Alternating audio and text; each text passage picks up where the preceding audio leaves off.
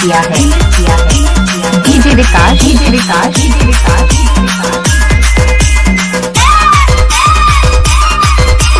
अनोखा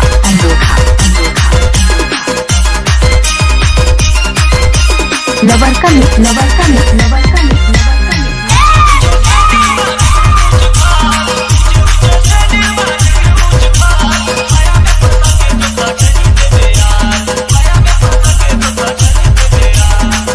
डीजे करमजीत बाबू सराइपारा।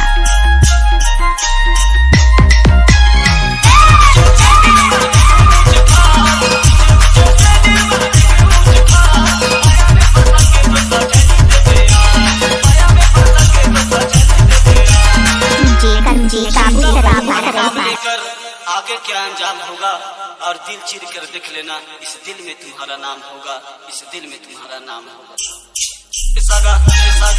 इसागा जिसे ना बवाल कसम गोरे गोरे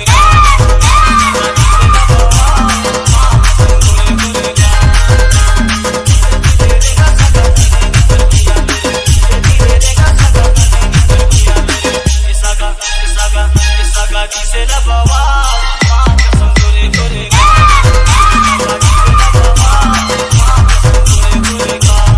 डीजे करमजीत बाबू सराइपारा। आप सुन रहे हैं डीजे करमजीत बाबू का मिक्स।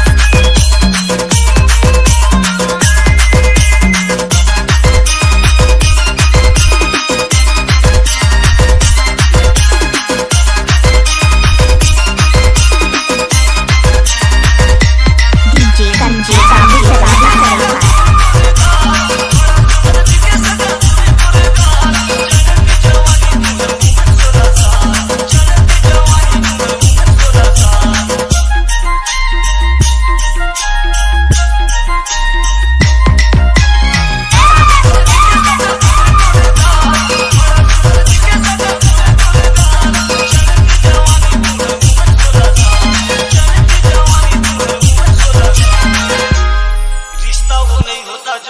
दुनिया को दिखाया जाता है, रिश्ता वो होता है जिसे दिल से निभाया जाता है, दिल से निभाया जाता है।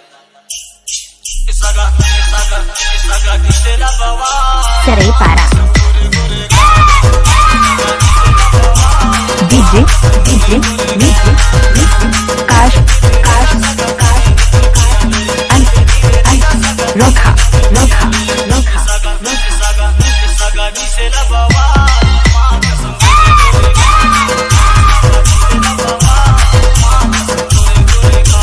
डीजे विकास